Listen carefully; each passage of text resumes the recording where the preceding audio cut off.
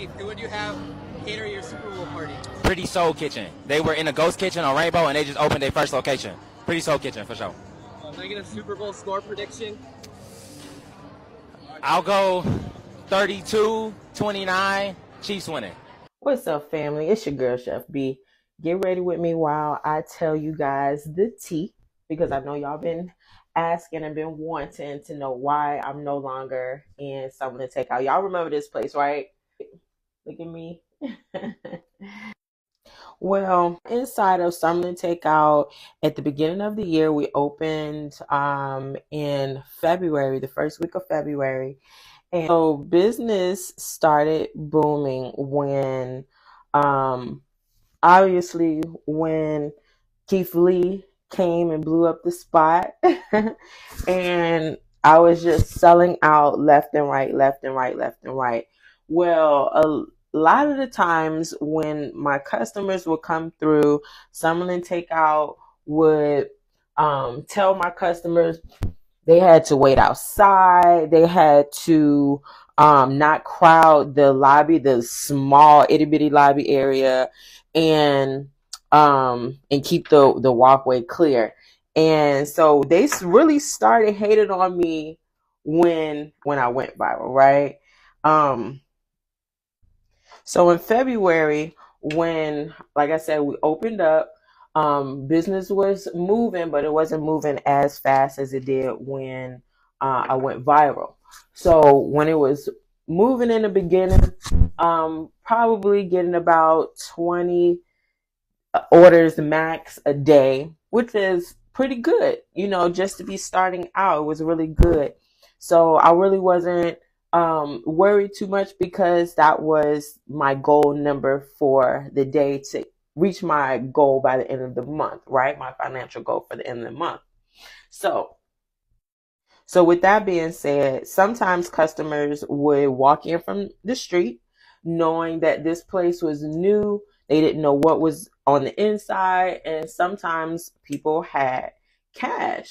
So with those customers, you know, those cash paying customers, they would come and get me from the front. The staff in the front for the building will come and get me, ask me if I wanted to take cash from the customers. Of course, I would take cash from the customers. You know what I mean? Because at the end of the day, it's business. You know, why would I turn it down?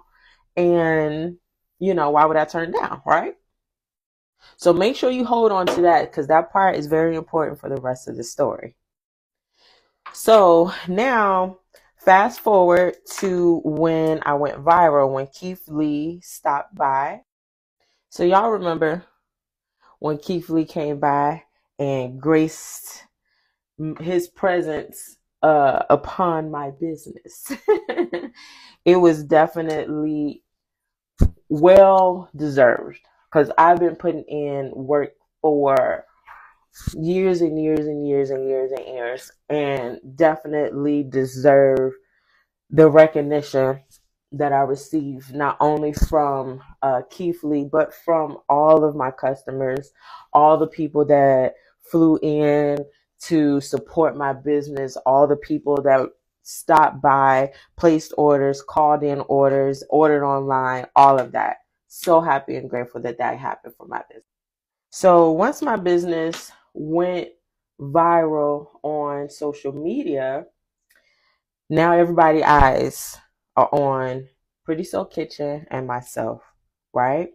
Those eyes start looking at me, start bringing more attention, more business, more what people thought was a lot of money coming in that they wasn't getting a part of. So, and when I say they and them, I'm talking about Cloud Kitchen. So Cloud Kitchen decides to start implementing a rule about no cash. So they came to my kitchen and told me no cash was accepted. So I stopped taking cash from the customers, right?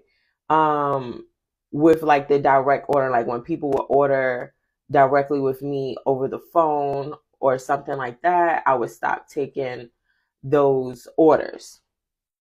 So I told everyone that they either had to pay with their card or they had to order online, right?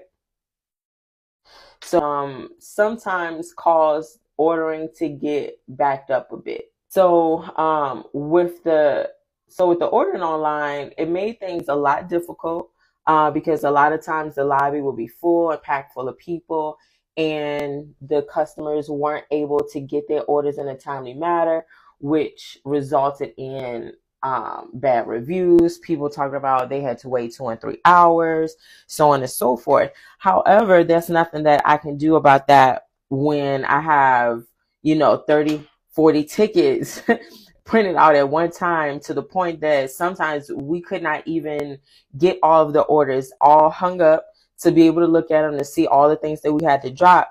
But it was very, very, very busy. So when they started implementing this rule of no cash and me enforcing it with my customer base, for the most part, everybody was cool with it. However, on one of my platforms, the customers were still allowed to pay cash. They ordered online and paid cash on pickup, which for me was fine, and I never saw a problem with it, right? At least I didn't think it was a problem with it, because I was technically using their order system to process the order and to receive the order, right? Now, Cloud Kitchen had a problem with it. Not me, but Cloud Kitchen had a problem with that. So when it all boiled down to it, what they did was basically told me I needed to get out. They gave me a notice on that Thursday that I needed to be out that Thursday evening by the end of business, or I was going to be locked out. They had started taking my signs down from the front, and a lot of my customers probably remember as well, because they would also call me and ask if we were open. So they would tell my customers that we weren't open. They would take my sign from the front and tell the customers that we're not even in there. All of this stuff, right? And I'm just like, what? What is the problem with me when I'm paying my rent, when they're getting 7% on all the orders that come through the kiosk? I'm paying 30% to DoorDash, 30% to Uber Eats. The only ordering system that I did not have to pay all these extra fees was the one where a lot of my customers would go through, which is the Menufy. And that is the one that is listed on my website. That is the one that was authorized by them, because I knew nothing about Menufy until I started doing these to-go orders. So this was a platform that they authorized use, right? And so obviously I used it. My customers had no problem with using it, and neither did I. Now they were trying to charge me $250 a day fine, right? For taking cash payments that was nowhere in our contract that said that we can't take cash payments, nor does it say that there will be a fine assessed to any violation of the contract. Now, mind you, when a lot of the customers would come in and wanted to pay cash, if anybody has ever visited Summerlin Takeout, they know the setup. So the setup, basically, you go inside of the building and you don't see any of the restaurants that are inside. It's supposed to be like this mysterious food hall, basically, what I would call it, a food hall. So in order for me to even know that a customer wanted to pay cash or was even upfront for my restaurant, I had to be informed by their staff, right? Which means they authorize these cash payment systems. Make sure you like and follow for part 2. In the midst of all of this, this is part 2. So in the midst of all of this, they decided they wanted to put my soul roll video on their Instagram page. So you see that right there, right? So I'm going to take out, try to pretty so kitchen, right? Want to see something about the soul rolls, whatever it say, something about the soul roll. Anyway, they put that on their Instagram page, trying to boost their following and I guess the customer base to come to Someone to Takeout. But they had a problem with me the whole time. So instead of actually working with me, they decided to do all this backdoor stuff. So after them telling my customers, oh, we're closed, if you don't see them on the kiosk. So a lot of times their order system would be down. I remember it being down for a full week, actually. So any kind of walk-in orders, nobody could place a walk-in order. You could not even use the QR code that was on the front of the building to place the order that way. So you couldn't even do that, and we wasn't receiving the orders. So you would have to order on DoorDash, Uber Eats, My Menufy, or directly with me in order to be able to get your order in. So so what really gets me, guys, is the fact that everything that I was doing in there, everybody else was doing it. No one else was reprimanded. No one else had a $250 fine. No one else was in trouble. No one got emails. Nobody got talked to. None of this stuff. Just Pretty So Kitchen. And I still don't understand why. So I never broke any of the rules. I mean, I did everything that I was supposed to do. Look at all these gray hairs I got, y'all. This has really stressed me out. Anyway, so in the midst of all of this, I was able to contact an attorney. I was really trying to find one. Man, it took me forever to find someone that wouldn't mind, taking on this situation, because contract law, I believe that a lot of people don't really want to do that. Just because it is complicated, Now, so they hired this big whaleback to come in there and basically try to bully me and my business. She would come in, talking about she needs to talk to me.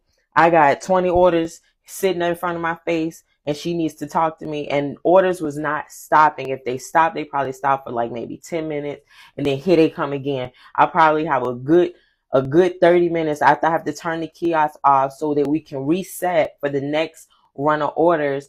And within a 30, maybe max 45-minute time span, just reset, refill, trying to keep up with what you guys is wanting, what the demand was. So one time she brings her big whale back to my door and says, look, I'm trying to be nice. You're trying to be nice? I mean, what is that supposed to mean? What, you was going to be mean? What, you wanted to fight? You wanted to argue? What are we talking about? You trying to be nice? I'm working. Why are you bothering me? Now, mind you, this is all after they've already, been telling my customers that I was closed. If I'm not on the kiosk, then they not in here. If if you can't order online, then you can't order with me. And so what gets me every time is not the fact that they was just telling my customers this, but why was it only Pretty So Kitchen, right? So it was 2-3 other restaurants in there that was taking cash payments. They would go to the front while their staff was there and take these orders. on their own devices and everything, and not a soul was reprimanded, not a soul was talked to, not anybody had a fine. And I noticed because I asked. Okay, I asked. I'm like, so did y'all get a fine for doing that? And they're like, no. What? So I just carried on with my business, you know. So at this point, because you guys, they keep turning off my my platform, at this point I have no choice but to let my customers order directly with me, like they were doing with everybody else. So now all of my customers are ordering wherever they possibly can, basically. Okay. So business is still going fine. I'm still catering. I'm still doing all the things that I have been doing since the beginning when I first got in that building. Mind you, I forgot to tell y'all about this. So when I first got into the location, well, before I even got into the location, before I signed any paperwork or anything, what they do is they give you a tour of the building. They tell you all of these things. Oh, you can make it your own. You can paint. You can do this. You can do that. You know, this is your space. You can run your business however you want to run your business. That ain't true. And it's not true because at the end of the day, they say these things.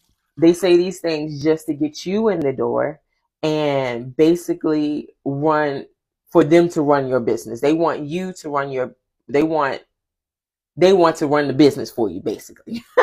That's what I'm trying to say. Now, every month, a statement comes through that you have to pay your rent, right? So you got to pay your rent, you got to pay a utility, you got to pay processing fees on top of all of that, and whatever else they decide they want to charge you for, right? So my July's rent, I had $1,000 in processing fees. I had just the rent for my space. I had a utility, and they had also had those $250 fines that I believe equaled up to around about $1,500 that they had put on there. Now, the reason I know that a specific person was tattling on me is because when that one person worked was the only time that I will receive an email. That's the only time I would receive an email, because those corporate people or whoever they are never even in the building, right? So they don't even know what is going on a daily basis unless somebody reported to them. So once I started noticing who was working and who was snitching, I had to start reeling back with how I was operating. Even though I wasn't really changing anything, but I had to pay attention more. I had to be more alert with what was going on and why things was going the way they was going, right? So now that I'm paying attention, I have to tell my customers no cash. Some people just insisted on paying cash, so I would take the cash whenever it was a must. Like they're ordering, you know, $60-$70 worth of food, and they're like, oh, well, I don't have cash, because I had a couple D boys to come through that was ordering my food. So why not? They was supporting my business. You know, these are my followers. You guys are my followers and my supporters. And for me to just turn down your business because this facility basically want to run Pretty Soul Kitchen, I mean, it's pretty messed up. So fast forward, now they give me this letter, the day, which was on a Thursday. I remember it to this day, on a Thursday, because it was before my Fish Fry Friday that y'all love. I, they gave me a notice at 9 o'clock in the morning via email. Mind you, I'm already in the middle of working, right? So I'm not paying attention to emails, and I usually don't actually check my emails sometimes until when I get off. If I get a break or anything, or somebody calls specifically and say I sent the email, and I'll go and check for it whenever I, just get a quick opportunity to do it. So with that being said, this well back, here she comes telling me that, did you get the email? No, I didn't get the email. So you need to check your emails. Okay, lady. I'm not going to do it right now because I got orders. So I'm not about to check no email. So So what she did was bring me the letter and slams it on my table. Now you need to read that. Okay. So when I actually read it, it basically told me that I needed to be out by the end of that day. So like and follow for part 3. Would look like plus some. This is not even showing what's on your show. All right, so at this point, I have an attorney, and she's been helping with me. I believe this is what, part 5. Sorry, guys. So she has been working with me, and I've been talking to her about everything that's been going on. You know, I had a court date for illegal lockout. Now, mind you, when I went to court for this illegal lockout, what they did was they stood up there because it is contract law. The court that we went to was more so for residential versus a business. So that had to get thrown out. But at the end of that court date, their attorney, Cloud Kitchen attorney, talked to my attorney and told her, well, if she, meaning me, followed all the rules, she can come back. That right there says that I should have never been put out to begin with. And the fact that I wasn't breaking any rules, there was no rules that I needed to make sure that I'm following, right? Now, it's really to the point where, like, I kind of don't even want to cook at all anymore, but I don't know what else I would do. One second, guys. And I say that because I have worked very, very, very, very, very hard to get here. I worked very hard to be at this stage in my business and have some corporation to come in and just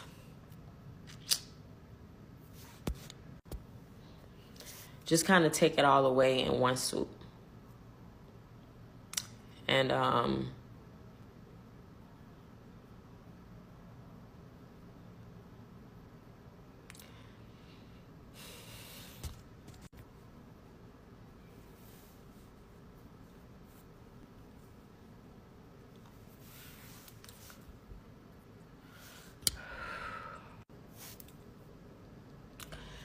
I've been trying so hard to keep my composure and not be like this about it. People always calling and texting. You know what be getting me though is when people text me, tell me, oh, you need to update your location, you need to update this, you need to update that. But in reality, it doesn't work like that. I can't update a location without having a new location to replace it with. I can update hours and I can put closed, but people still call and say, oh, it shows that you're closed online. I was just checking.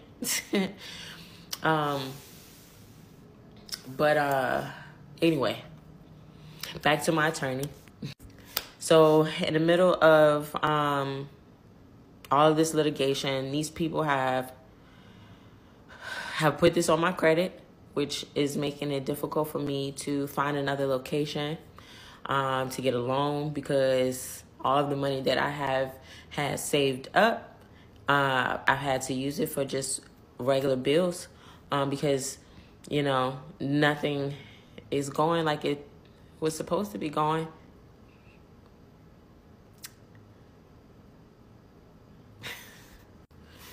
And I didn't even want to talk about this because I am emotional about it, because this is my baby. You know, I've been growing and nurturing it for 10 years. I've only been in Vegas for 5. I've actually been cooking and doing for over 25 years, but actually being an entrepreneur and working on my own and not working for anybody else it's been 10 years. And I've been working fully in Vegas for 5 years doing this and building my name, building my brand, and building Pretty Soul Kitchen. So I do get emotional about it because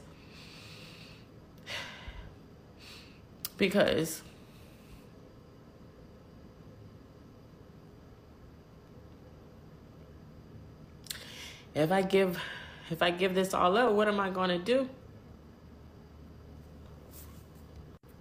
I should have been a scammer. All right, so back to the attorney. So, while in the midst of, like I said, in the middle of this litigations, they have put this stuff on my credit. They don't even actually know what I owe. They first try to say I owe $48,000. When my attorney asked for itemized statement, itemized invoice, then they say, oh, I only owe $28,000. They still have not given her itemized statement of what I actually owe. They trying to say that I breached contract by taking cash payments when in fact that was not the case. No notice, not even a 24-hour notice when they wanted to put me out. And finding a location in Vegas is a very difficult. And it's even more difficult when I don't even have all the money. It makes it even more difficult when they want to look at my credit and they see that I owe these people, because they put it on my credit as $48,000. They basically $50,000. It's even more difficult when I just don't want to do it no more.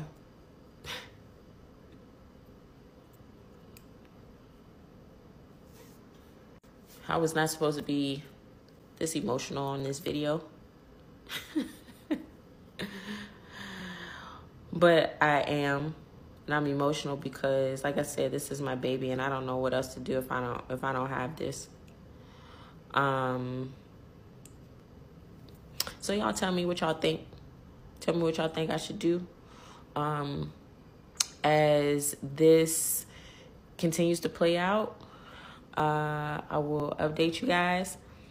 But right now, I do kind of have a location, but I don't have all the money for it. So technically, I don't have another location. My only other option would be to go into another, like